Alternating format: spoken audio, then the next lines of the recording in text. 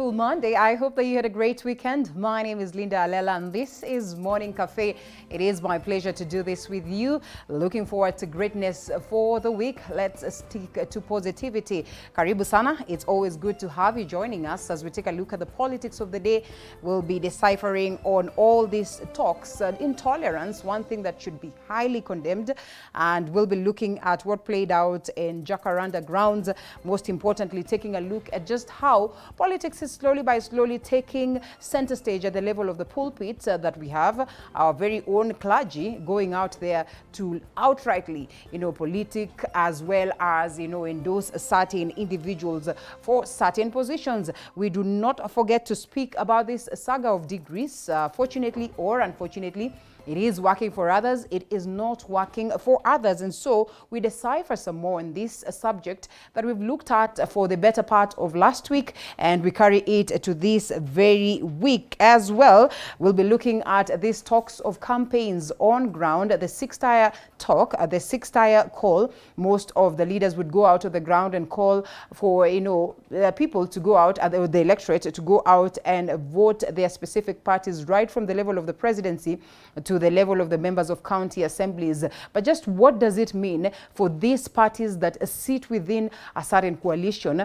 Some have been disgruntled. We have seen the Kenya Kwanza leaders crying foul, saying that theirs is not a comfortable seat on this very position, because you find that the key leaders go out on ground and instead of saying that we have numerous other parties therein, they will always focus on pushing for their specific parties. And so we look at that and the ramifications that come along with that. So make sure that you're part and parcel of the conversation. Remember, the hashtag is Morning Cafe at Linda_Alela TV47KE. We'll be looking at what the papers detail this morning. We have the Standard newspaper, the Daily Nation, as well as the People Daily. But before then, let's first of all pick the stories prepared by my team. And Nairobi Senator Johnson Sakaja has been cleared to contest in the county's gubernatorial race after the IEBC Dispute Resolution Tribunal said it had no jurisdiction to verify the authenticity of his degree certificate.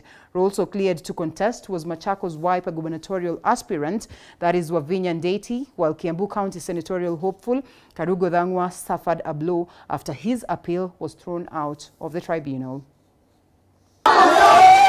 Nairobi Senator Johnson Sakaja is now free to contest in the Nairobi gubernatorial race after a heart-stopping case that threatened to derail his gubernatorial ambitions to become the city's next boss. I'm glad that we've been vindicated. We stand qualified. We have the requisite qualifications to run for the office of Governor of Nairobi. And not just that, we're not just running for the sake of running, but we're in it to win it so that we can transform this great capital of ours, of Nairobi City County. Sakaja, flanked by a host of politicians and his allies, surviving the scare after the IEBC Disputes Resolution Tribunal said it has no jurisdiction on the matter, while upholding the returning officer's decision to clear Sakaja, saying it's not the work of IEBC to investigate the authenticity of degree certificates. The second respondent, the returning officer, and its agents are not legally empowered and thus lack requisite jurisdiction to go beyond the provisions of Regulation 47 of the Election General Regulations 2012 in authenticating a degree certificate. The second respondent acted within the law when clearing the first respondent to stand for elections. And these are our final orders. Our final order is that this complaint be and is hereby dismissed with no other costs. The committee, while noting the aspersions on the validity of Sakaja's certificates, noted he has not been taken to court, handing over the mandate to verify the fake degree allegations by the complainant Dennis Gaku to the Director of Public Prosecutions. I am a law-abiding citizen. I'm a public servant as a current Senator of Nairobi, and we shall abide by all the provisions of the law. Wiper Machakos gubernatorial aspirant Wavinya Ndeti also got the green light after the IEBC tribunal dismissed the validity of her degree on the same grounds of jurisdiction. Wavinya has termed the petition as a work of her opponents and a waste of time. It was a waste of time, Bwana. It was a waste of time. I went to school. I went to South Bank University. I went to City University. Yeah? And it's just a phone call away. Trying to discredit me, kusema sijasoma, lakini katikati yao hakuna mmoja amesoma kunishinda. None of them is as educated as Wavinya Ndeti. You can talk a lot of English, but a lot of English does not bring food on the table. Kiambu senatorial hopeful Karungo Thang'wa was however dealt a blow after his appeal for impeachment was dismissed. Thang'wa has now moved to the High Court. So that's why Mr. Karungo Thang'wa, with tremendous respect, feels that was a very unfair determination, because even when there was material before the committee that he was not removed from office, the committee still went ahead and found otherwise. Nonetheless, we have every right to proceed and challenge that decision before the High Court, and that is the right that Mr. Karungo Thang'wa will be exercising first thing in the morning tomorrow. Former Nairobi Governor Mike Sonko will know his fate on Monday when the committee delivers its ruling. Sakaja and Wavinya's clearance now leaves the mandate of authenticating their respective degrees to the investigation agencies as the two leaders hit the campaign trail. Apol Kamal, TV47, outside the Milimani Law Courts. Well, Kenya Kwanza political rally at Jacaranda grounds witnessed chaos after a section of youth believed to be Babu Owino's supporters disrupted the meeting. UDA party has now written to the Independent Electoral and Boundaries Commission to summon Member of Parliament Babu Owino and police boss Hilary Mutyambai over the chaos. And as Mike Agungo now reports, the meeting went ahead as Deputy President William Ruto castigated the move by his opponents to instill fear against his Kenya Kwanza camp, maintaining that he shall emerge the winner in the forthcoming general election. After attending a church service at Jesus Winner Church in Nairobi's Roysambu Sunday morning, Deputy President and Kenya Kwanza presidential candidate William Ruto made his way to the historic Jacaranda grounds for a planned rally to woo voters ahead of August general election. Earlier on, police dispersed pro-Kenya Kwanza Alliance and Embakasi East MP Babu Owino's supporters from Jacaranda grounds following a dispute over which side should hold a rally at the venue. This is after the factions clashed, leaving at least 2 people injured among the Embakasi East UDA aspirants Francis Mureithi. A contingent of anti-riot police was deployed to the grounds on Sunday morning to avert the clash after Kenya Kwanza and Babu Owino claimed to have booked the venue. Police were forced to lob tear gas canisters to disperse the supporters who pelted stones against Kenya Kwanza supporters and their vehicles before Deputy President William Ruto's arrival. However, as his entourage made its way into Jacaranda grounds, Deputy President William Ruto's car was stormed by a group of youth. Ruto dismissed the chaos as political machinations orchestrated by his competitors who have sensed defeat at the August 9th general election. Hawa majamaa wametetemeka. Kama ni wanaume wakutane na sisi kwa debe. Na mimi nataka niwaambie wale watu wa kuzimia.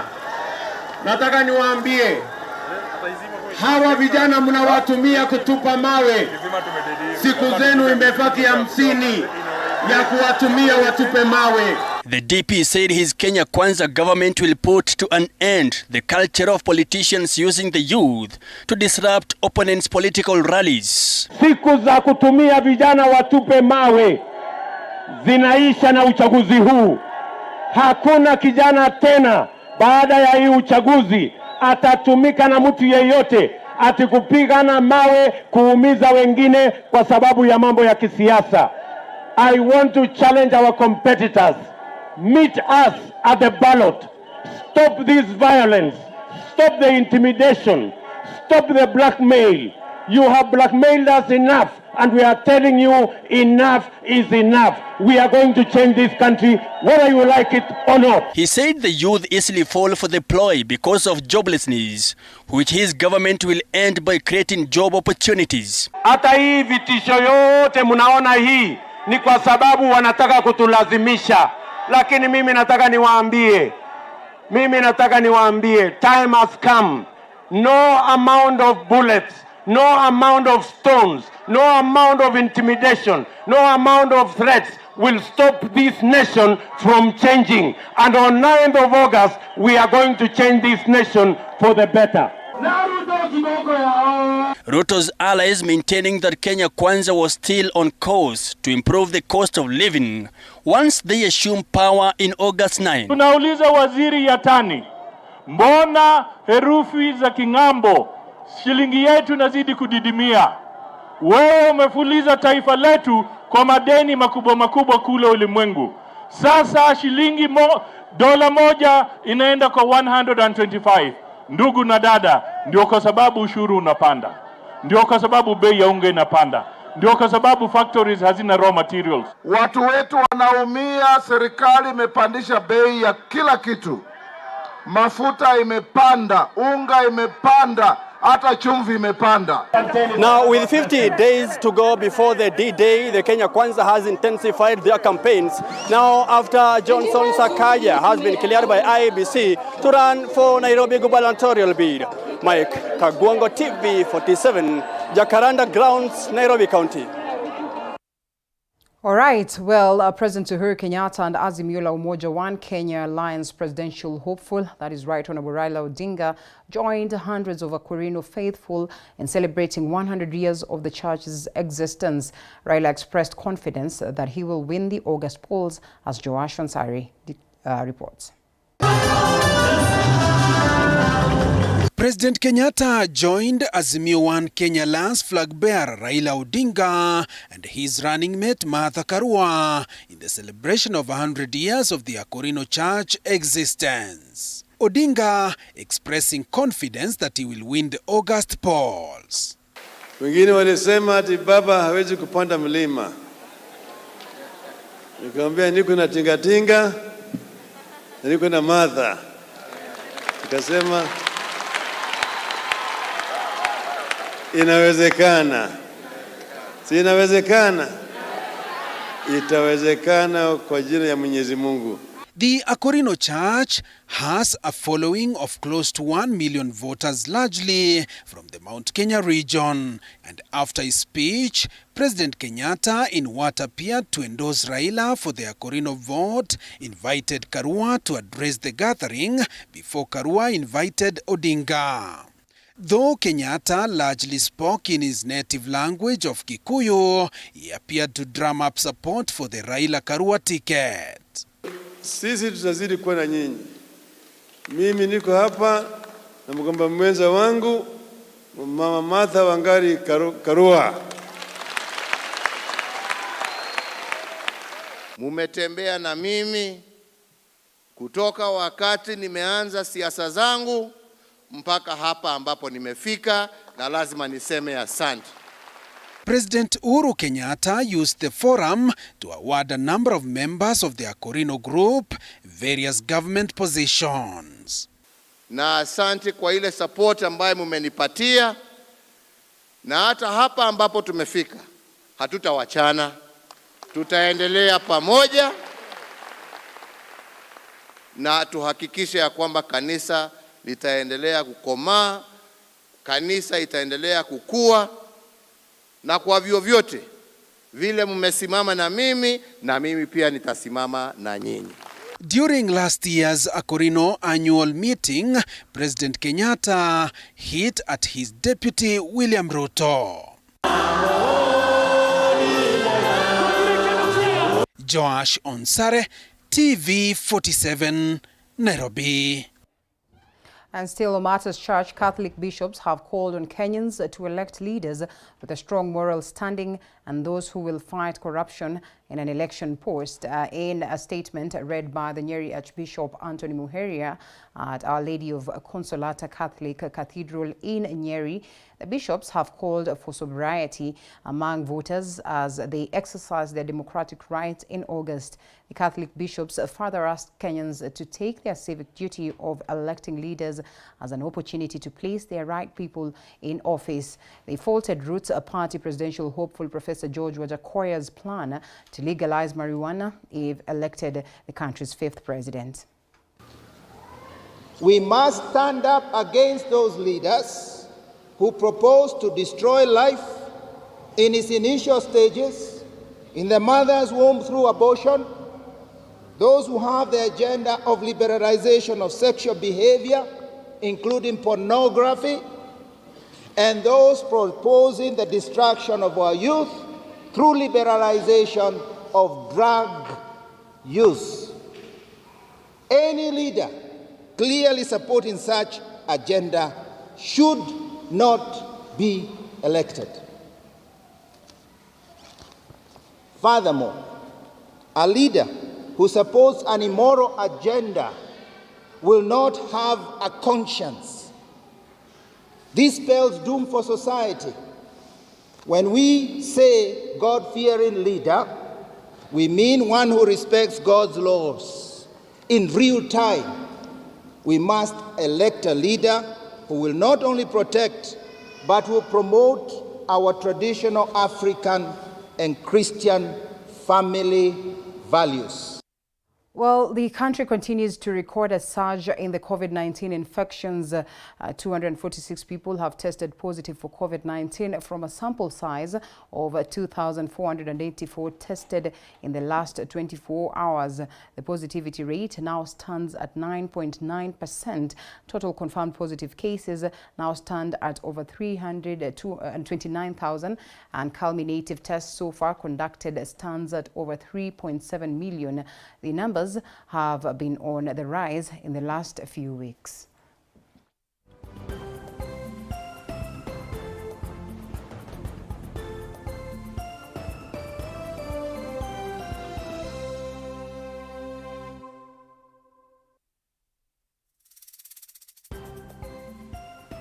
Men in Kabarnet area, Baringo County, joined the rest of the world to commemorate World Father's Day. The members of the Catholic Men Association of Nakuru Diocese marched in black suits to mark the important day that is celebrated every year on the third Sunday of the month of June. Zainab Mohammed with that.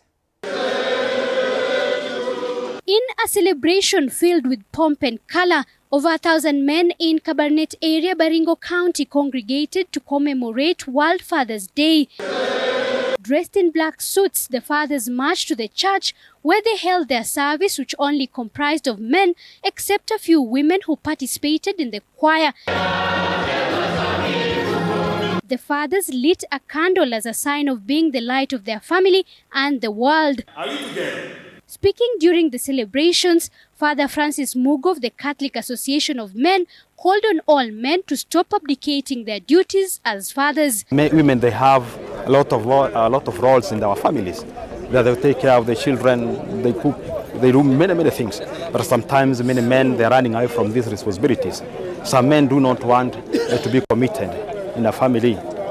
So what we are encouraging our men and asking them today is that let us go back to our family and we take up our role and our responsibilities as men. He further said the number of gender-based violence cases at the family level is worrying, urging all men to seek alternative ways to settle marital conflicts. We are not for gender-based violence. We are not even for FGM. We are not for all those bad things that have been done by the other men.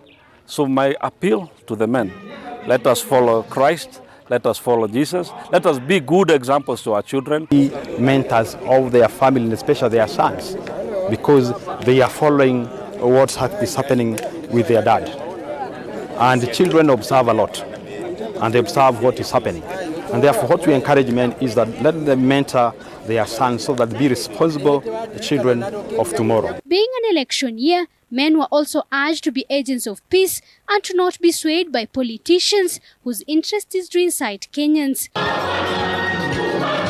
World Father's Day is a day celebrated every year on the third Sunday of the month of June to acknowledge and appreciate the importance of fathers and father figures in the society. Zainab Mohammed, T47. Well, house helps across the country held a peaceful demonstration demanding better working conditions and better treatment, as Joanne Kafura reports. The association, that has over 3,000 members and advocates for the rights of house helps, aired complaints on poor payments and mistreatment of house helps, highlighting that they have been holding meetings to educate their members on their rights. Wanatumia advantage sababu Kenya hakuna kazi. Ukisema ngwe unatolewa mtu mwingine anapiga anakuja kwa kazi. So wametumia data advantage. Tunafundisha right zao kwamba ukifanywa kitu fulani hivi ongea na sisi ili tuone vile tunaweza sukuma huko mbele usaidike. Alafu au wahudumu wa nyumba wengi wako na talanta. Sasa kuna mateams tofauti. Ukienda Nigeria unapata kuna Nollywood. Hapa Kenya industry yetu imekufa. Hao watu wako na talent, wengine wako ni waigizaji, wengine ni wanamuziki, lakini hawajapata platform. Sasa ndio tumekuja pamoja, talanta zao zipate kuwaokoa na kusaidia uchumi pia wa nchi upande juu. They have further advocated for better working conditions, calling on employees to allow them to exercise their constitutional rights by participating in the upcoming general elections. This is the election time. Most of them even they will never be given even time to vote. Sababu gani? Employer ako hapa Nairobi. Huyu mhudumu wa nyumba ako wapi? Alishikia kura yake nyumbani. Tuseme hata Busia au Mombasa ama wapi. So venye ameshikia huko kura, huyo boss wake hatampatia wakati wa kwenda kupiga kura. Sio ni spoiled vote. Yet every vote has the same intrinsic rights. Members of the association have also called on the government to intervene against mistreatment of Kenyans in the Middle East, as well as regulating recruitment agencies. First of all, Kenya, wasichana wenye wako Kenya wameshindwa kutetewa. Pia wenye wako Saudi Arabia wameshindwa kutetewa. So one thing we need to do in this government, watutetee tu because hizi nyumba pia they need us. Wasichana wetu wanapoenda nje ya Kenya, wanarudi wamekufa, wengine wako Joan Kimani, TV47. And Garissa Township Member of Parliament Eden Duale Sunday hit out at the criminal justice system in the country, accusing it of being used by the state to be bipartisan and harass political leaders allied to Deputy President William Ruto. Duale, who was reacting to the recent controversy that surrounds the degree of embattled Nairobi Senator Johnson Sakaja, was quick to add that the use of the criminal justice system for actions outside the mandate will be revisited once Kenya Kwanza assumes power.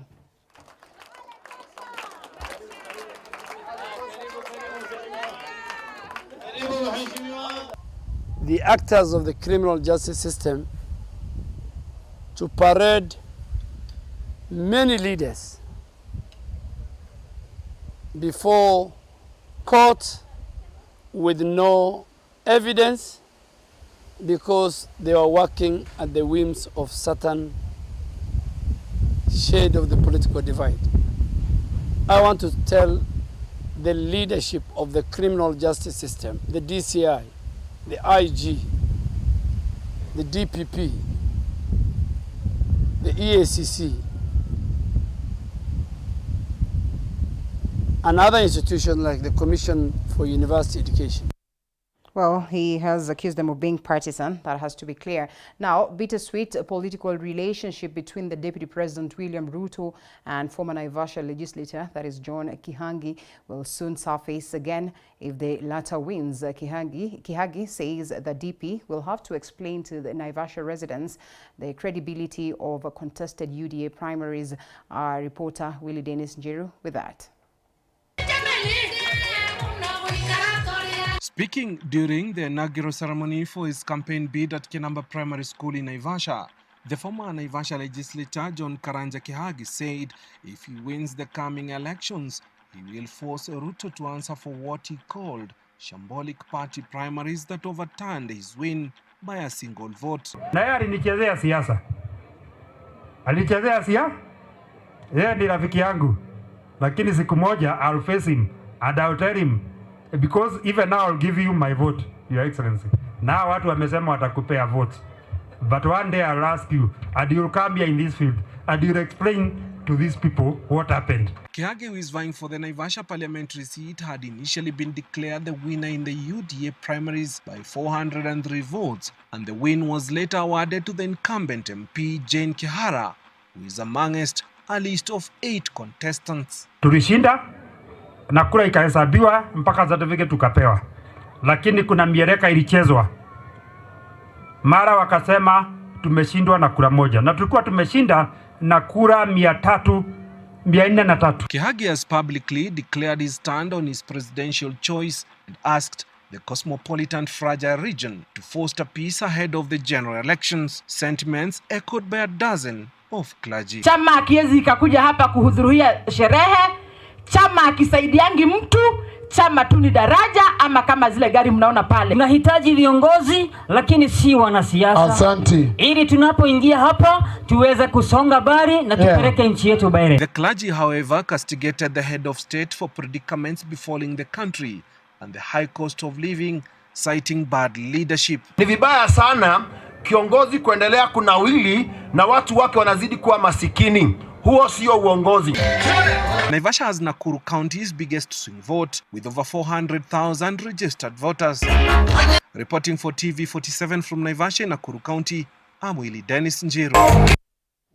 All right, and on this very note, we take a quick break, come back with Dr. Masanga Zakinothia as well as Dr. Barak Muluka for more on the political scene. Hold it right there.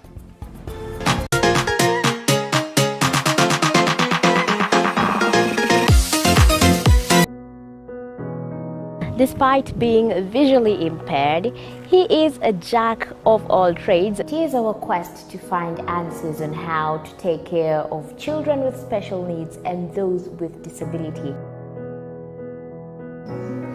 You do not need to see musical notes to understand music, but rather to have your soul feel the vibe.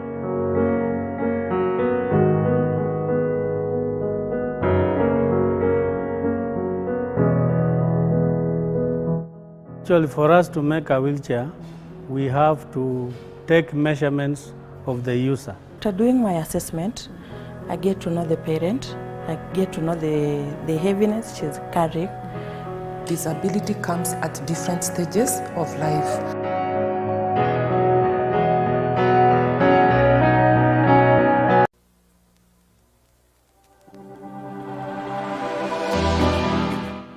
Well, do you know what's happening around you? Morning Cafe with heated political debates. Baraza la Siasa. Hiyo kitu azungumzie, angalie hali ya maisha ya watu. Informative health discussions. Business, farming. Tasty Wednesday, Fitness Thursday, and Feel Good Friday with amazing DJs, celebs, waimbaji, kuna comedians, alafu kuna wajinga, and music bands every Monday to Friday from 6 a.m. to 9 a.m.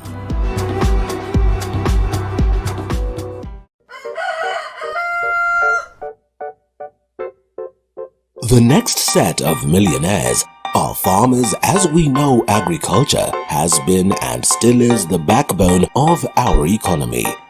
As we traverse the different counties to meet different farmers, we ensure to get the story of how they started farming and even how they continue to penetrate the market and overcome the challenges. Hapa, the reason why nilieka goose na si ducks. Goose, they are very easy to maintain. A lot of farmers keep on calling, inquiring whether you're supposed to raise some seeds in the nursery or you're supposed to do them directly in the field. The greenhouse helps us control the temperature because the temperature needs to be between 28 to 32 degrees. Walk this journey with us every Sunday at 6:30 p.m. It's no secret, construction ain't cheap.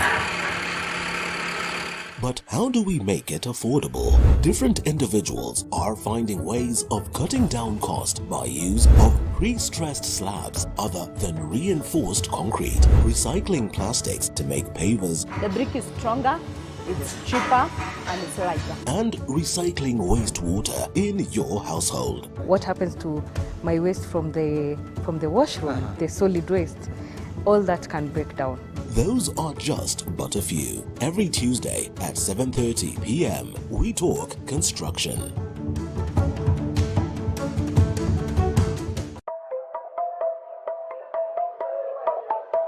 There's no alpha without an omega. There's no lead without any followers. No man is an island. We need each other. We need this conference. We say it, we do it, we act it. Kama una mpenzi wako, kila siku kama walivyosema, kila siku maishi mapenzi. We don't toe the line, we set the standard.